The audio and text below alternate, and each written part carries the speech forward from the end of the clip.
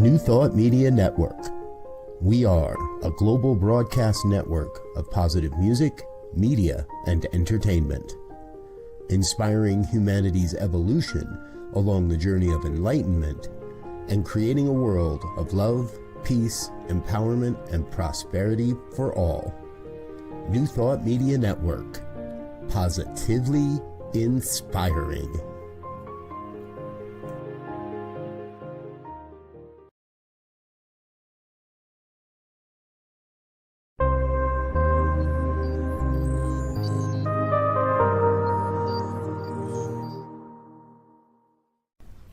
New Thought Media Network. We are a global broadcast network of positive music, media, and entertainment, inspiring humanity's evolution along the journey of enlightenment and creating a world of love, peace, empowerment, and prosperity for all. New Thought Media Network. Positively inspiring.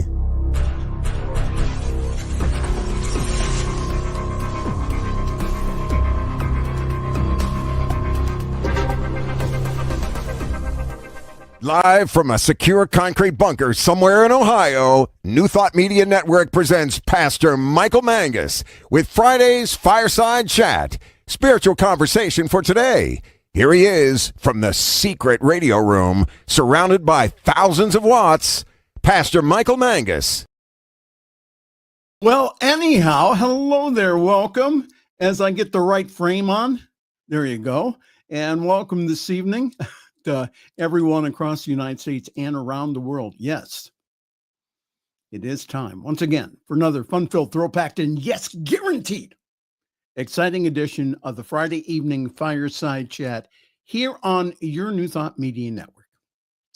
I am the Reverend Michael Mangus, and I'm broadcasting this evening from the secret radio room, surrounded by thousands, and I mean thousands of watts, in the extremely secure concrete bunker that received extra fortification this week, and that we are still not going to reveal the location to the Reverend Dr. Robert Brzezinski, who is my boss and Chief Inspirational Officer here at the New Thought Media Network.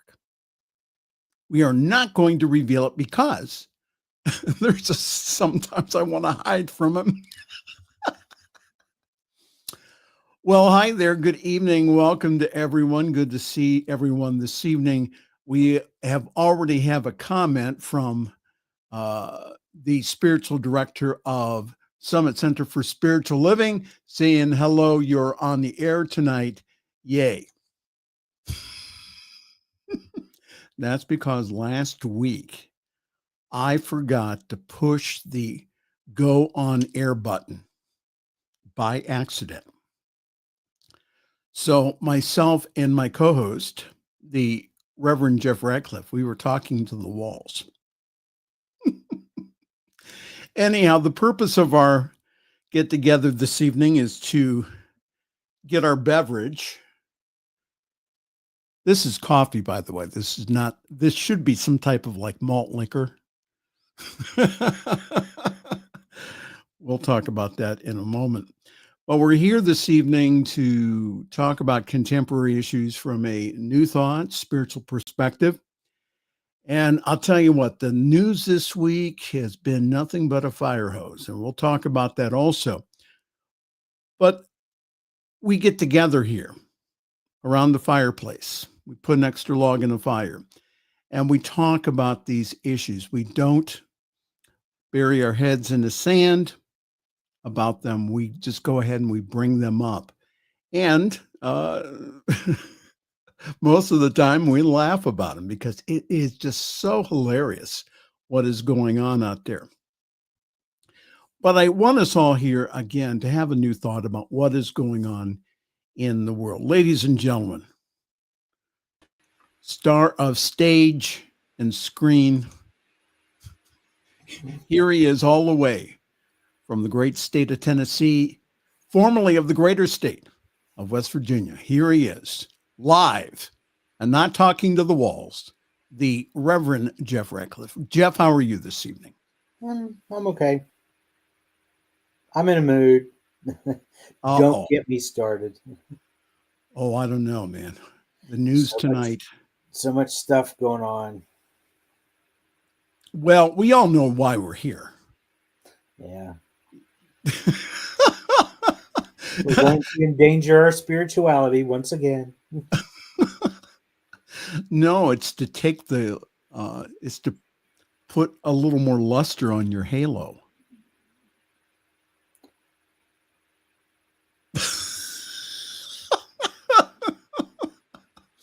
Is that a ball joke? No, not at all. Okay. No, I was not. Ladies and gentlemen, before I get into more trouble, we're all here this evening. Not for the Fireside Chat. We're here for Reverend Jeff's story of the week. And this week, too. It's a good one, too. Two of them, actually. It's part A and part B. Legal has gone over your stories. Mm-hmm. Yeah, he's actually on with us tonight. So, and wrote back to me. They wrote back to me and said that they miss the old controversial Reverend Jeff because they looked forward to reading your stories on Friday afternoon. It ended their week well. Oh, so you want me to start typing them out and sending them in again? Well, no, you do that anyhow. Well, no, I guess no. Okay, I'm sorry. They said that you sent a summary. Yeah. Okay. Okay.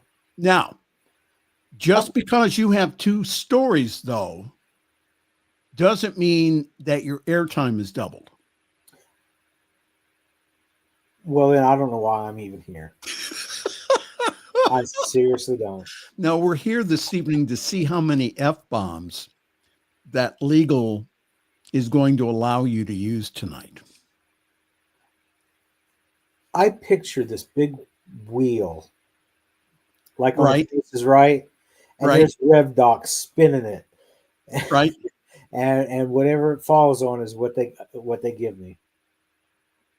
Well, they have given you this evening 10. I won't use them all. I'm not that crass. I'm not that crude. Hold on here. Already people are chiming in. Hello there, Tim. Good to see you tonight. And Diana, hey. Here he is. Both legal and ethics are watching this evening. Now,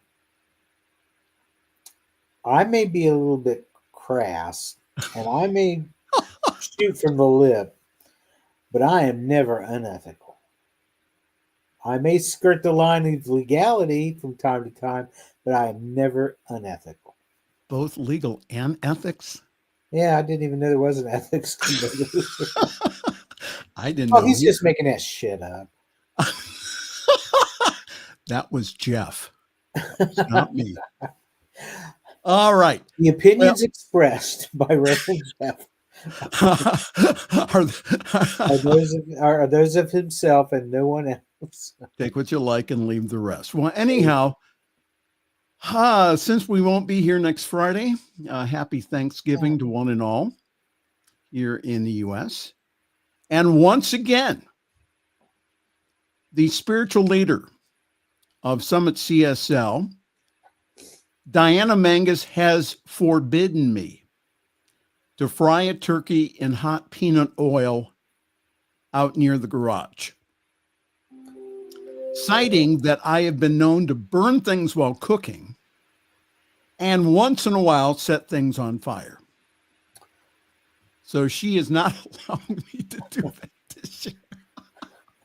Now, I asked her then if we were going to the Chinese restaurant next Thursday, and she threw a cast iron skillet at me slammed the door and told me to go eat at the city mission on Thanksgiving.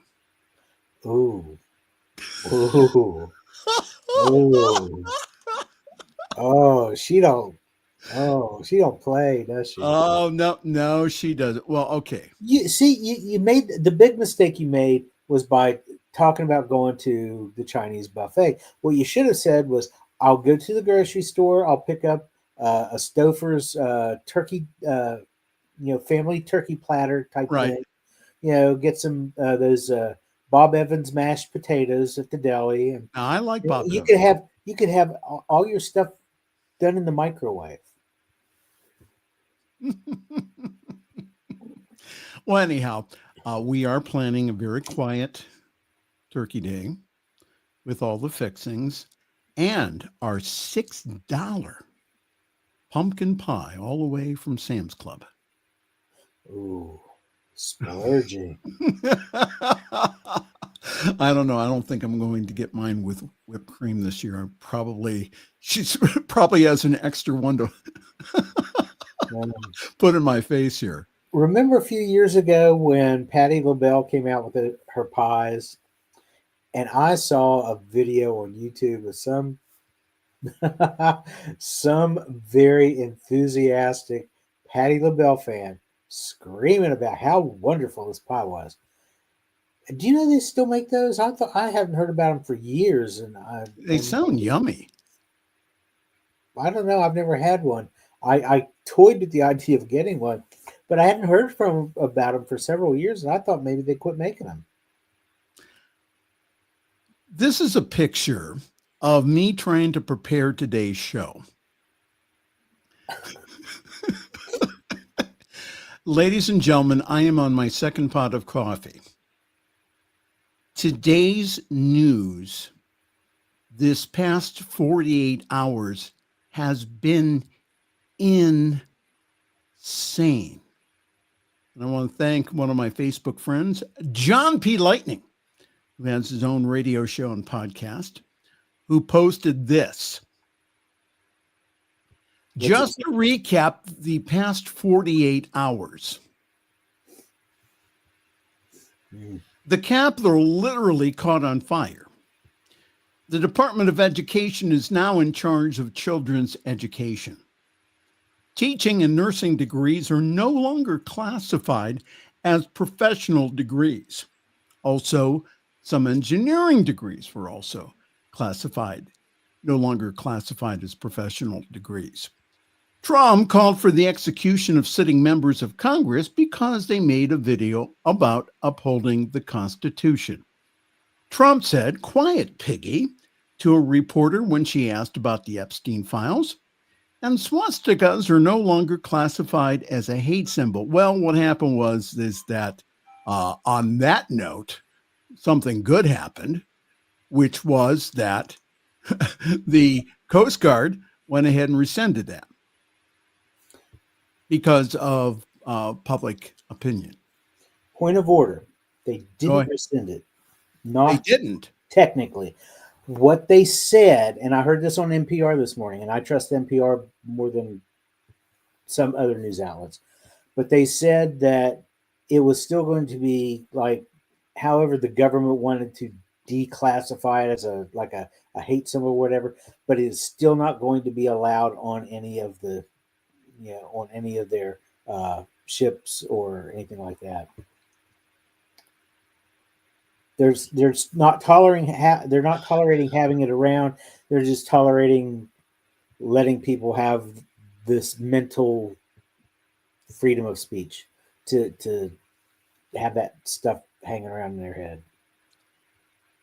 Ladies and gentlemen, isn't that messed boys up? And girls of all ages, it is time for the news.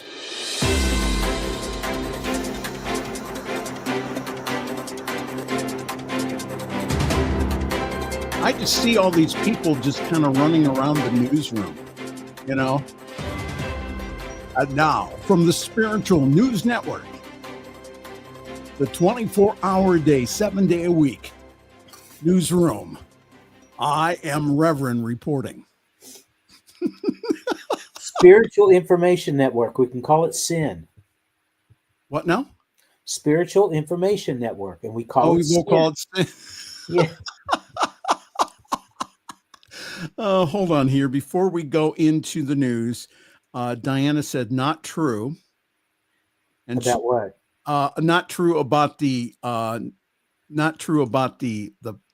cast iron skillet. Oh, Going I at don't believe that. okay. I think You don't, or you do? I don't. I think it was true. I think she did. I can picture her threatening you with that thing. Yes, it is a 12-inch pie. Oh yeah, the Patti LaBelle thing. Yeah. And they are still making them, and you can get them at Walmart too. Walmart.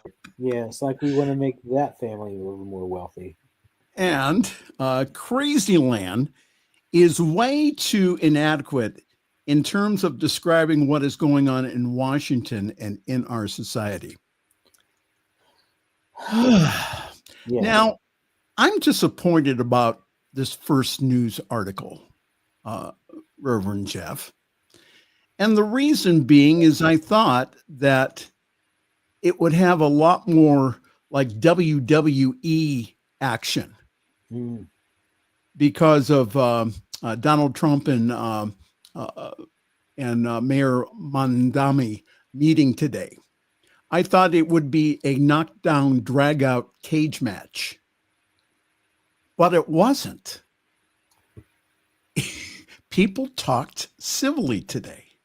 And I have an opinion why here.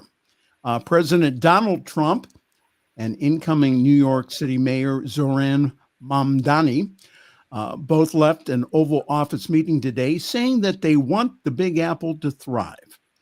Trump, a New York native, and also has a lot of money invested in New York real estate, emphasized shared priorities despite sharp political differences.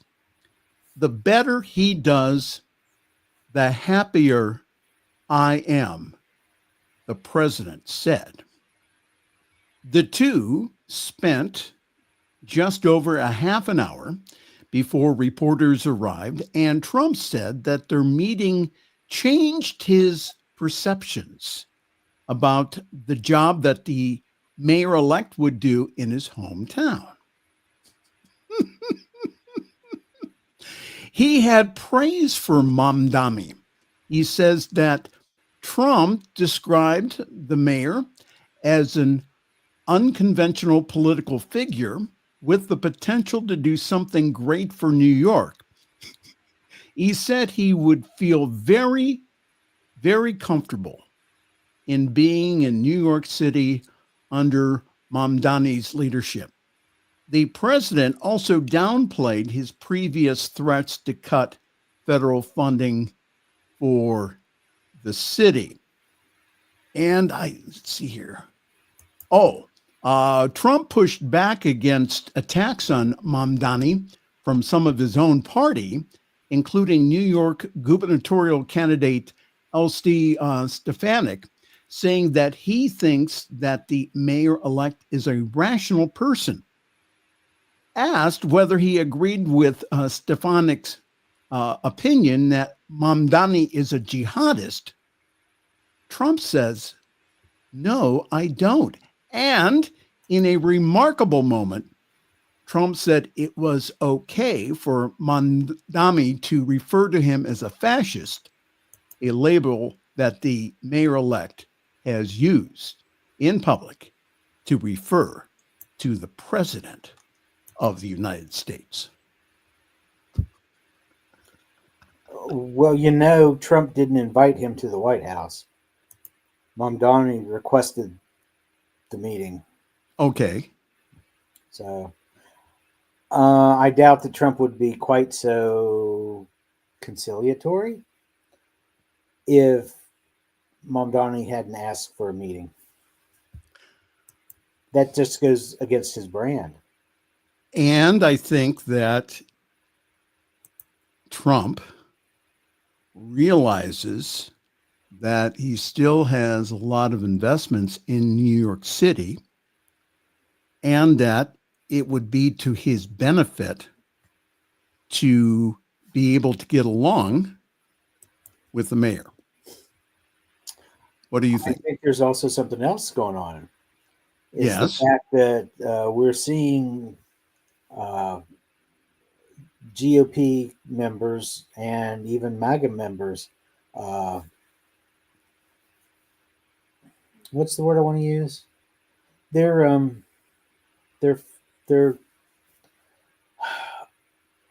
like rats fleeing a sinking ship. Okay, he's a lame duck president, and I think it's finally starting to dawn on him that he doesn't have the support that he used to have.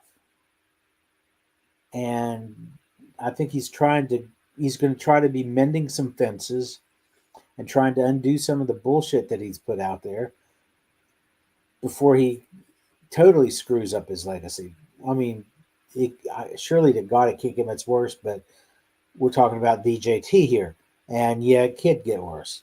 So I think that's why he pulled back on the tariffs. Mm-hmm. I think that's why he's being all Mr. Nice Guy with the new mayor of New York. He knows that his support's gone. But wait, There's more. Ooh. Trump says he's not threatening death to Democratic lawmakers, but you better believe that they are in serious trouble. President DT insisted on Friday that he is not threatening death to Democratic lawmakers who are urging troops to disobey illegal orders that might be issued by the administration. But he has said that those lawmakers are in serious trouble. He said in a radio interview with Fox News, they report, you decide, I'm not threatening them, but I think that they're in serious trouble. I would say that they are in serious trouble. And I'm not threatening death, but I think they are in serious trouble. Reverend Jeff, do you think they're in serious trouble? No, not really. Well, I do think that he was threatening them with. It sure sounded like a veiled death threat. Well, anyhow, Democratic leaders and even a few Republicans condemned Trump's Thursday Truth Social post that accused the lawmakers of seditious behavior, punishable by death. The White House then denied that Trump wants members of Congress to be executed. And then what happened is that several of those individuals who went ahead and the lawmakers that went ahead and put together the video that shared with members of our military that it is their duty to disobey illegal orders, then they start getting death threats. So anyhow, one of the Democratic lawmakers who President DT accused of seditious behavior for urging the military to disobey illegal orders pushed back on the president's rhetoric, arguing that it is not sedition and that there is no place for threats of political violence in this country. Representative Maggie Goodlander told CNN's Wolf Blitzer, "What we have done is to say what the law is, and it is very telling that the president has become so unglued by a simple statement of federal law." Now, to all of our fine military out there, and maybe there's one or two watching our show here, before you take any action, please consult with attorneys and agencies that are being put together to combat what may come down the road very soon. Who determines whether or not it's a lawful order is a military court judge. So understand that you may be and probably will be court-martialed. So from factuality, it says that as regarding unlawful activity includes orders that directly cause criminal acts, violate the Constitution, breach U.S. law, or contravene international law and the laws of armed conflict, for example, orders to torture, deliberately targeting citizens, or publishing people without due process. Your opinion, Reverend Jeff? Well,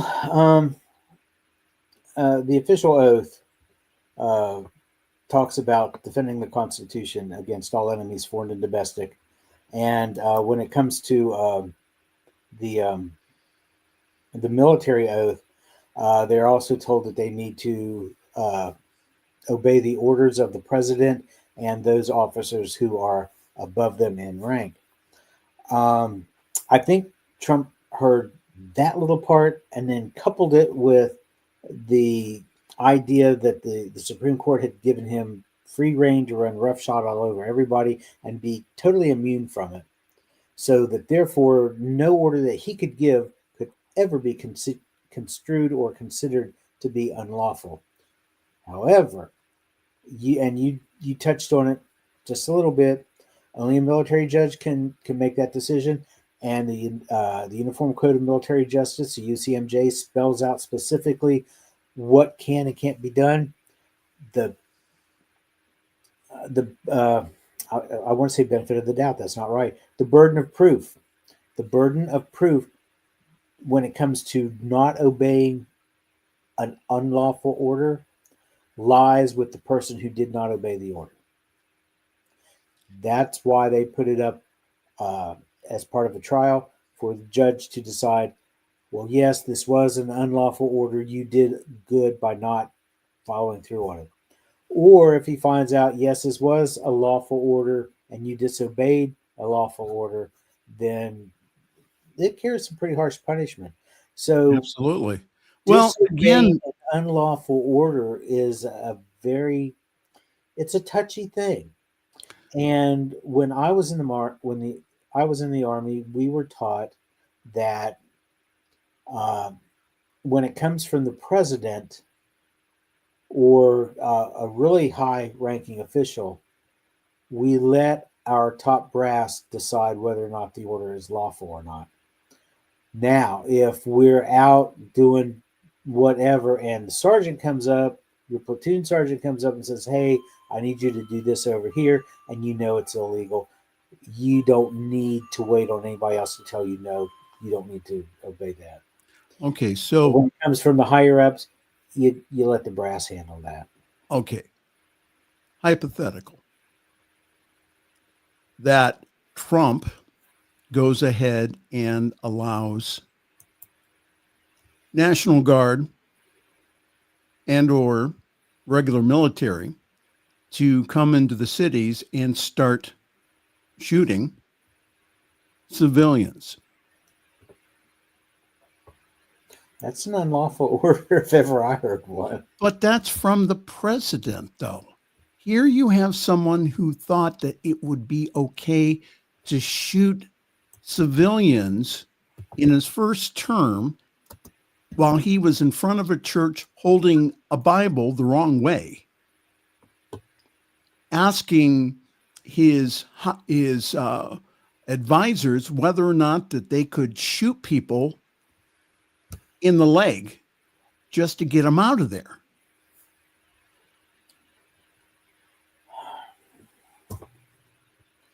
Yeah. Again, folks, we're asked about it, but at least he didn't say that he wanted somebody to do it. Had he done that, he would have crossed the line. Well, ladies and gentlemen, I think it's time that we take a break because, again, the reason that we've all tuned in this evening to the Friday evening fireside chat is because of Reverend Jeff's story of the week. Not one, but two for the price of one. Now, does that mean that Rev Doc has to pay you double? Whatever Rev Doc does is fine. Boy, you're just kind of. I'm gobsmacked by the new. He posted a comment about Marjorie Taylor Greene resigning her post from Congress, and I'm sitting here thinking to myself, well, that's good because that means that John Ossoff doesn't have to run against her. They can just go ahead and put him in. And now, seriously? Did she? Yeah, I'm looking at another news story right now from AP. Did she? She is resigning as of in January. No. Wow. Mm-hmm. Breaking news. Yeah. Rev Doc broke it. Thank you, Rev Doc. Shattered all over everywhere. Well, at least I didn't get a call on the red phone. Oh, yeah, but you know what? You're not supposed to answer the red phone. That's Alfred's job. Oh, okay. Well, the red phone in the radio studio, the back line is for the program director or the owner to chew you out. Ooh, that red phone. Okay. All right. We will take a break here, and I just wanted to tell everyone, hi there. This is a Friday evening fireside chat here on your New Thought Media Network. We're taking a quick break here as I get my announcement up here. Wow. Marjorie Taylor Greene resigning. That's interesting. Well, anyhow, just to let everyone know that yours truly is helping at Summit Center for Spiritual Living in Akron, Ohio. And for more information, go to that website, summitcsl.org. There you will find great information on how to join our Sunday morning Zoom call at 10:30 Eastern, 7:30 Pacific time. Grab your cup of coffee, your tea, your espresso, your Irish coffee, and come join us. I do believe that we have one of the best services in New Thought. And this Sunday, we will have a talk by New Thought Media Network's chief #1 troublemaker, the Reverend Jeff Radcliff. With no F-bomb clearance. I'm going to be so I don't know if you're going to be able to do that. I'm going to do my best. Not to. So for more information, go to summitcsl.org. See, just to tune in to see if Jeff doesn't use any F-bombs. It really, that's worth the price of admission. So come join us on Sunday, summitcsl.org. Let's take a quick break and we'll be right back. This is, again, the Friday evening fireside chat here on your New Thought Media Network. Please help us say thank you to our organizational sponsors, including the Hefferland Foundation, Affiliated New Thought Network, International New Thought Alliance, Science of Mind Archives and Library Foundation, Center for Spiritual Living Denver, Center for Spiritual Living Midtown, New Thought Philadelphia, Planned Happiness Institute, Summit Center for Spiritual Living, One Heart Retreats, Center for Spiritual Living on the Lake, Unity Kitchener, Unity Spiritual Center Ottawa, Om Center for Spiritual Living, Satya Center, Begin Within Ministries, Center for Spiritual Living North Jersey, Unity of Savannah, and the Center for Spiritual Living Seattle, as well as all of our individual donors. Thank you for being part of the New Thought Media Network. Please like, share, and subscribe. New Thought Media Network. Positively inspiring. New Thought Media Network is excited to present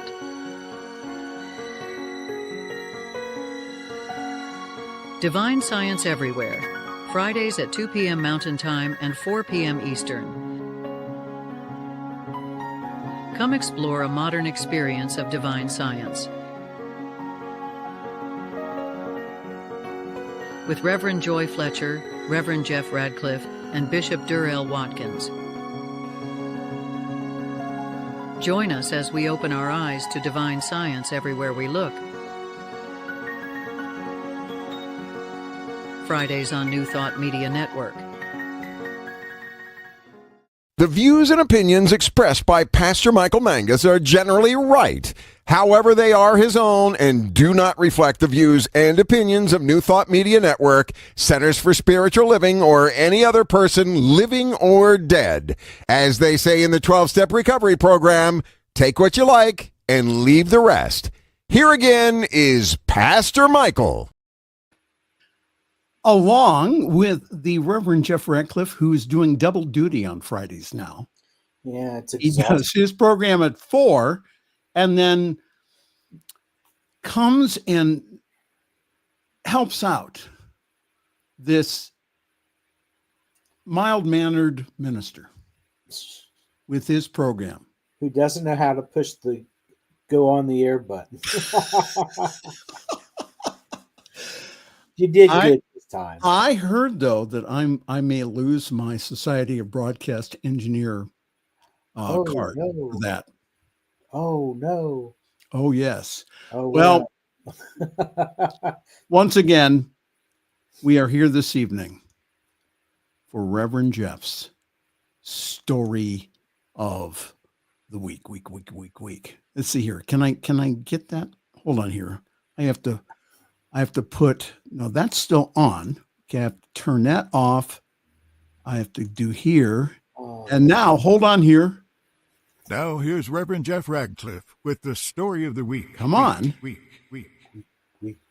I love that. Now here's Reverend Jeff Radcliffe with the story of the week. He did this last week, too. He didn't want to shut up. I don't know. That's funny. All right. Go ahead, Reverend Jeff. I'm kind of disappointed today. I mean, as much crap has gone on this past week, I'm feeling relatively calm about things. Usually I'm more worked up, and I need these stories of the week to calm me down. We do these stories because we wanted to take and make some fun of what's happening in the world today.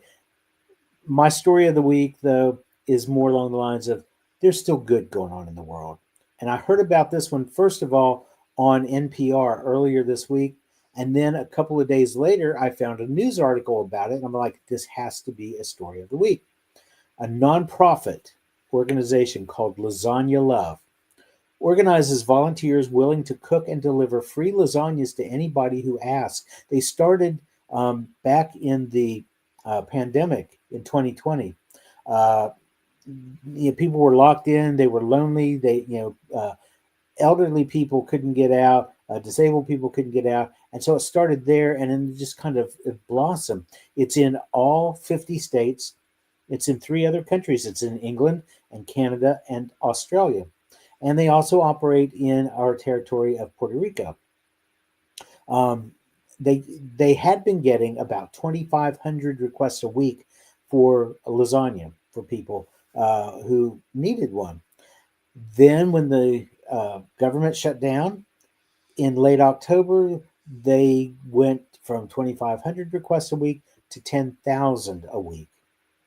And so what they do basically is you go onto the website, and I'll give you the web address here in a little bit, and you request it. They reach out to the state where you're in and find volunteers in your area who are willing to cook and deliver a lasagna to you. The regional coordinator, Dia Hobbs, says that she knows that a homemade lasagna won't fix everything, but it does bring some kindness into people's lives. So go to their website. They are lasagnalove.org, LASAGNALOVE.org. So there's some good going for people who have been hungry, who haven't been paid for, a few weeks. It's some help that they need. Second group that I want to tell you about, another impressive nonprofit, marking their 40th anniversary, distributing billions of dollars of new merchandise from retailers to families in need. They're called Delivering Good. It's the name of the organization. They were founded in 1985. They have distributed more than $3 billion worth of clothing, toys, and other home goods to people affected by poverty, disaster, and all kinds of other life challenges, and it's all free of charge. And they like today, they specialize in disaster relief as well, with distribution initiatives like the Basic Comforts Pack, which is essential new items to get a first step toward comfort and normalcy and hope. It started originally as an organization known as Kids in Distressed Situations. And they were asking, the founders were asking nonprofits a straightforward question: would you rather receive money or new product? And the answer was a new product. So they started distributing. Children in foster care, shelters, living in poverty, they weren't getting a whole lot of good stuff. So these folks stepped in and did something about it. And so Kids went and morphed all the way into something incredible called Delivering Good. And they stepped up during Hurricane Katrina, during Hurricane Rita. They've gone into you saw a picture. There's their warehouse. You also saw a picture Michael put up just a minute ago of their fashion delivers effort, where they have like a clothing store for people who need new clothes. So they have got this going on. They've been fueled by heart and passion and caring. And that has been in short supply from our government these days. But locally, people have been stepping up. Here, where I live in Tennessee, people have really stepped up to help supply the food banks with money to buy food, and they have delivered groceries and whatnot. And so this is where it's at. This is what Jesus the Christ talked about when he said, love thy neighbor. This is what he's talking about.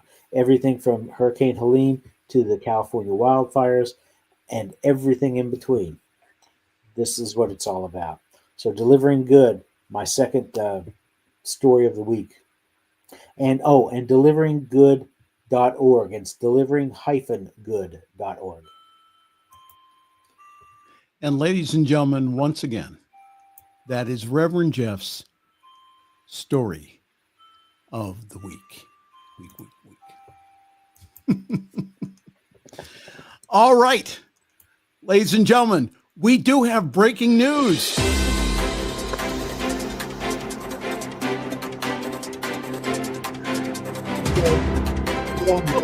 Oh, quit with that. Wrap it up.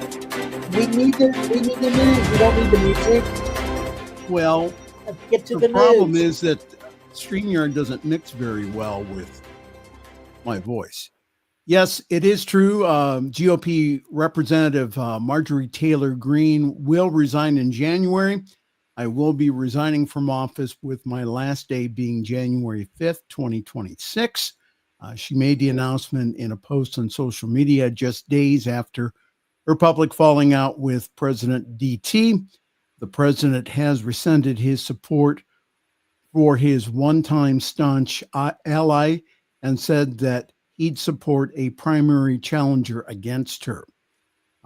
Greene says, I have too much self-respect and dignity, love my family way too much, and I do not want my sweet district to have to endure a hurtful and hateful primary against me by the president we've all fought for, only to fight and win my election, while Republicans will likely lose the midterm. Your comments on that, Reverend Jeff? This article that I was looking at after Rev Doc mentioned it was updated at 7:23 p.m. Central Time. It's now 7:45 p.m. Central Time, and already we're seeing conspiracy theorists come out of the woodwork. Somebody saying that they think that she's setting herself up for a presidential run. And then you've got somebody else saying that she would be the one and only person who could get less votes than Kamala Harris. But I think that Marjorie Taylor Greene is jumping ship. Jumping ship, that was the term I was looking for a little while ago. Okay. I think the fact that she's jumping ship, MAGA is floundering right now. MAGA is floundering. And I don't think it's going to be much more, crap coming out of the White House.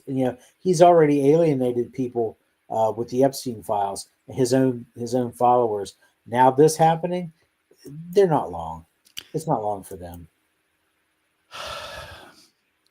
That's why we all need to keep our peace, to continue doing what we're doing as far as our social action, continuing to speak up, speak out, do not be afraid, to continue putting the pressure on this government that has gone astray.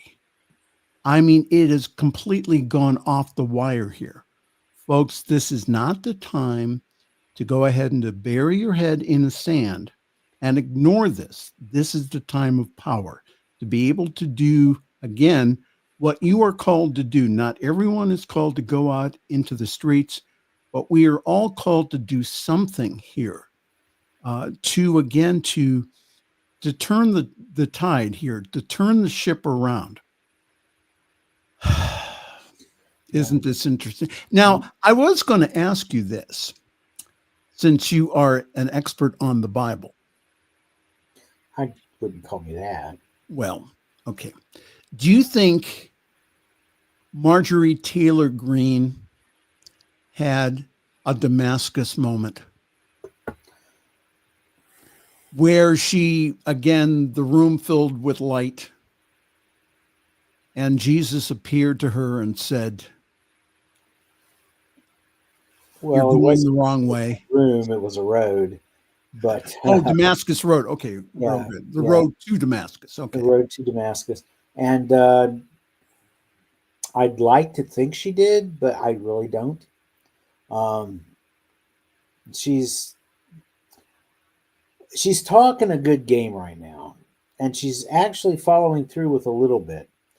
But, Paul said, "Be ye doers of the word and not hearers only." And all we've heard from her is her spouting her beliefs, but she's not done a whole lot with them. And she talks peace and love, and yet she turns around and does something different. I think we need to withhold judgment and just wait and see what happens. Let it unfold. Isn't it interesting, though, that she starts getting death threats because she's going against the president? I did just get a message from a friend of mine who said that she thought that Marjorie Taylor Greene meeting with the victims of the Epstein and Trump debacle has caused her to become a little more woke, for lack of a better word, and that may have affected her. I mean, this is the same woman who didn't give two shits about people losing their health insurance until her kids came to her and said, "You know what? Our health insurance is going to go through the roof. We're not going to be able to afford the premiums." And a lot of people are like that. They don't look far enough down the road to anticipate anything. They only learn the lesson once it comes knocking on their front door. And that's possibly what's going on with her. Since you are our staff prophet here at the New Thought Media Network, do you think Marjorie Taylor Greene will turn Democratic? No. No. So, okay. I don't. And even if she did, I still think John Ossoff is a better choice for her district and her constituents. So Wouldn't that be interesting if her district goes blue? that's what I'm saying. All you folks who are listening in her area, John Ossoff was going to run against her. Now he doesn't have her to run against. God only knows who the GOP is going to put up there to try to take her place. But vote for John Ossoff and see some change. See it go from red to blue. Okay. Well, Here you go. Here's one more story. You know what? I prepare like 3 hours for this, and I have just tons of stories that I usually don't get to, but I wanted to get to this one because I cannot believe a sitting president would do this. Trump faces criticism for referring to a female Bloomberg reporter as piggy. Critics accuse the U.S. president of trying to shut women journalists up with demeaning language. Trump faces criticism for referring to the female reporter as piggy. Critics accuse the U.S. president of trying to shut women journalists up.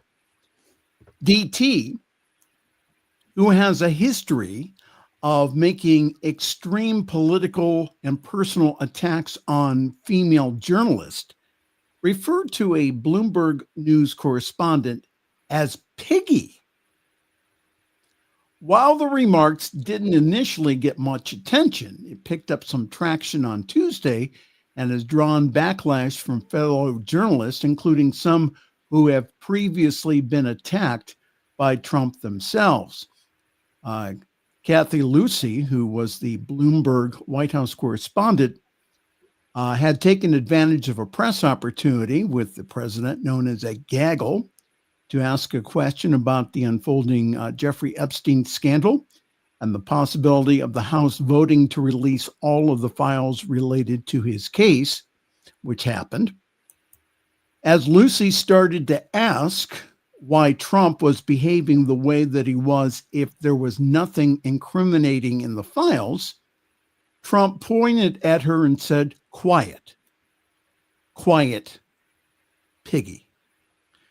CBS News reporter Jennifer Jacobs first reported that Trump called a Bloomberg News reporter piggy, though she did not specify who it was. CNN Jake Tapper wrote on X, "Disgusting and completely unacceptable." When asked about the incident, Lucy directed The Guardian to a spokesperson for her news organization who said, "Our White House journalists perform a vital public service, asking questions without fear or favor.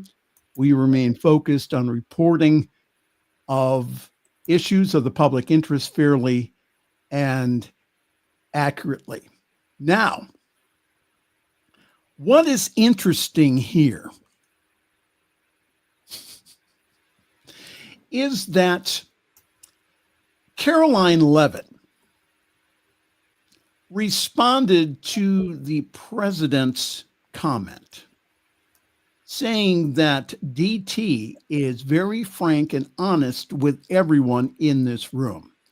Speaking during her media briefing at the White House, Leavitt allowed that Trump sometimes gets frustrated with reporters, but she insisted that he is the most transparent president in history. Leavitt also said that he is speaking to reporters nearly every day, as Trump has done since taking office in January, is a lot more respectful than Democratic President Joe Biden, who took questions more infrequently. He also said that reporters should appreciate the fairness and the openness that you get from President Trump. We have We received, get openness. We don't get fairness from him. So. but we have received comment here from this piggy. He called a reporter piggy, just another little man afraid of a strong woman. Moi suggests that he keep his mouth shut, and every time he opens it, his insecurities fall out. Yeah, well, but you know, Trump, this is not new behavior for him. He's been talking crap about women for years. Rosie O'Donnell called her a fat slob. You know, he's called women dogs. He's called said the one woman, I can't remember what her name was, looked like a horse.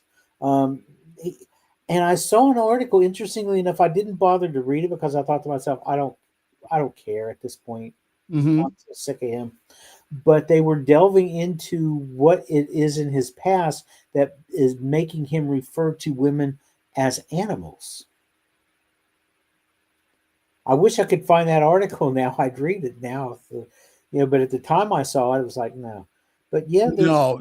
Now, okay, so I read something earlier before we came on the air on Facebook by Reverend Dr. Ron Fox, who is an esteemed religious science minister. And Ron said that he says we've lost our sense of outrage in this country. Is that when people do stupid things like this, that what happens is that, again, that we're afraid to say, this is just not appropriate. And Tim has said, she says, piggy sounds like picky to my ears. Your final comments, Reverend Jeff. Well,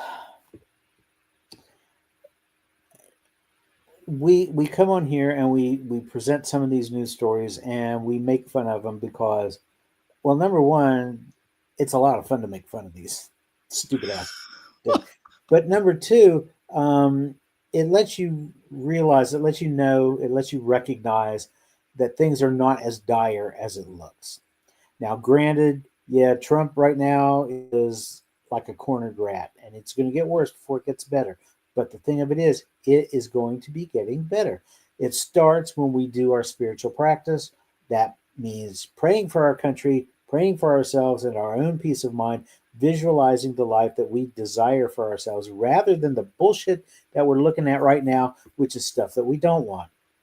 Second thing we want you to do is not only remember your spiritual practice, but when you have the opportunity to do so, please vote, because your voice is important. And Absolutely. We want to remind you of that as well. So that's why we're here.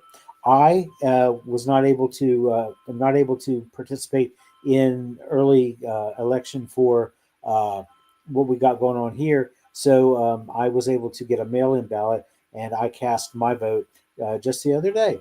So I did my part. I continue to pray and do my own spiritual practice. Please join me in doing that. Absolutely. And you're going to be appearing this Sunday at Yes. Summit CSL. Yeah. And what is your topic? Naked from the waist up. What now? I'll be naked from the waist up. You really want to get me into hot water, don't you? I do. I really do. I'm trying to be outrageous. I'm saying from the waist up because, you know, what happens if I would happen to lean over backward in my chair and I'd go flying? I don't want everybody's, you know, I don't want to like be kicked off. It wouldn't be the first time that's happened here on our network. I know. Yeah. But if I come with just no shirt, then right. You know, it's okay. It's socially acceptable. So what will you be speaking on this Sunday? Speaking on this Sunday, we are going to be talking about the difference between being thankful and being grateful. Wow. Thanksgiving is coming up next week, and it seemed like the perfect time. These are very closely related ideas, but there are differences, and we're going to look at those. So if you would like to see Reverend Jeff live and in person, well, no, he's going to be on camera. But if you would like to be in the Zoom room, go to summitcsl.org and get all the Zoom information. And then you get to see Reverend Jeff Radcliff. Dun, dun, dun, dun, dun, dun. And if I'm going to be without the shirt, y'all bring beads. This is our Oh, no. Beads. This is not the start of Mardi Gras yet. Can I come back from Mardi Gras? Can I do Mardi Gras? I'll have to talk to Diane about that. Now, again, It's going to be good, and it's going to be above board and proper. So, all right, bring the kids; it'll be okay. It will be G-rated. Yes. Okay. You didn't use any F-bombs. I'm proud of you this evening. Oh, I can change that real quick. No, we're running over. Rev Doc could have a fit and fall in it if I did. Okay. All right. Thank you, Jeff. Folks, thank you again very much for joining us this evening. We're going to take next week off, so we'll run a best of. But we will be back the following week with another fun-filled throw-packed and, yes, guaranteed exciting edition of the Friday Evening Fireside Chat here on your New Thought Media Network. I am Reverend Michael, and I'm going to wish you a very pleasant good night and also have a wonderful week. Thanks for joining us this evening for Friday's Fireside Chat with Pastor Michael Mangus. Join us again next week at 8 Eastern, 6 Mountain for more spiritual conversations for today. For more information and replays of past shows, please visit the New Thought Radio and Media Network's Facebook page. Until next week, may God bless you richly and abundantly.